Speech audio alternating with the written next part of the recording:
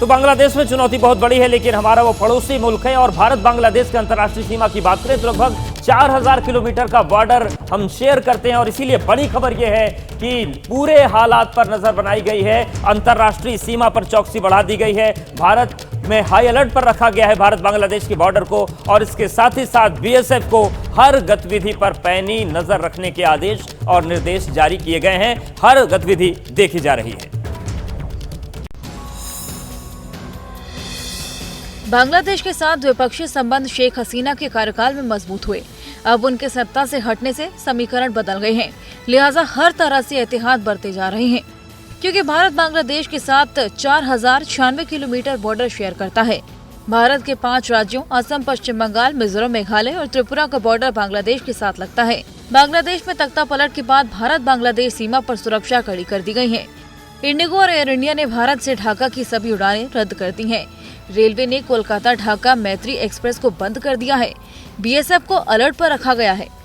DG BSF Daljit Singh Chaudhary के साथ BSF eastern command के एडीजी रवि गांधी ने पश्चिम बंगाल में भारत बांग्लादेश सीमा का दौरा किया। बीएसएफ को हर संदिग्ध मूवमेंट पर नजर रखने का ऑर्डर दिया गया है। पश्चिम बंगाल में सबसे ज्यादा सीमा बांग्लादेश से जुड़ा है, लिहाजा सीमा से सटे जिलों में हाई अलर्ट है। नॉर्थ 24 परगना जिलों में लोगों और गाड़ियों की आवाजाही पर कड़ी नजर रखी जा रही है। और इस बीच एक और बड़ी खबर आ रही है, बांग्लादेश में हालात को सामान्य करने की कवायद लगातार जारी है। कभी भी वहां पर संसद भंग की जा सकती है। इन सब बीच अपडेट यह है कि मुख्य विपक्षी दल जो बीएनपी है, उसकी अध्यक्षता खालिदा जिया को रिहा करने के आदेश जारी हो चुके हैं। इन सब के बीच अगर हम बात करें वहां के सियासी घटनाक्रम की, तो नोबेल विजेता मोहम्मद यूनुस और खालिदा जिया के बेटे तारिक रहमान अंतरिम पीएम की रेस में शामिल हैं और इस पर वहां पर फैसला लेने की कोशिश चल रही है। फिलहाल सबकी निगाहें राजधानी ढाका पर टिकी हैं और फोकस में है बांग्लादेश के सेना प्रमुख वकार उज-जमा।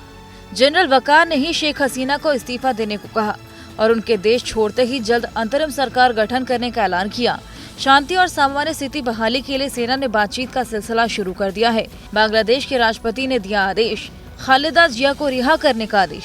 कभी भी संसद को भंग किया जा सकता है। अंतरिम सरकार के गठन का ऐलान हो सकता है।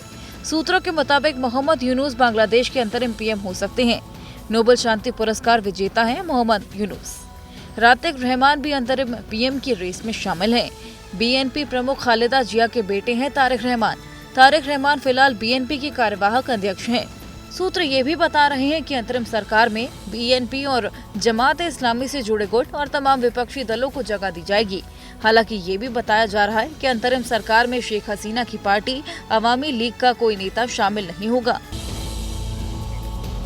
और इस बीच एक बड़ी खबर आ रही है बांग्लादेश से। जिस तरीके से वहां पर सियासी संकट बना हुआ है, इन सब के बीच एक हैरान और चिंता करने वाली खबर यह है कि हिंसा के बीच से कई आतंकी वहां की जेलों से फरार हो गए हैं। तो ये बड़ी खबर है। और बड़ी खबर यह है कि जमात उल मुजाहिदीन के आतंकी फरार हुए हैं। अंसार उल्लाह बांग्ला टीम के मेंबर भी जेल से भाग गए हैं और दोनों संगठन बांग्लादेश में बैन है। तो ये आतंकी इस संघर्ष और बवाल का जो मौका था, इसका फायदा उठाकर जेल से फरार हो गए हैं। तो ये एक नया संकट सामने आ रहा है, एक नई खबर सामने आ रही है। और खबर यह है कि जो 2 प्रतिबंधित संगठन है, उसके आतंकी इस संघर्ष और बवाल का मौके का फायदा उठाकर वहां की जेलों से फरार हो गए हैं। तो बांग्लादेशी मीडिया के हवाले से बड़ी खबर है, हिंसा के दौरान कई आतंकी जेल से फरार हुए हैं। जमात उल मुजाहिदीन के आतंकी फरार हो गए, वहीं अंसारुल्लाह बांग्ला टीम के जो मेंबर हैं वो भी जेल से फरार हुए हैं और ये दोनों ही संगठन बांग्लादेश में बैन हैं।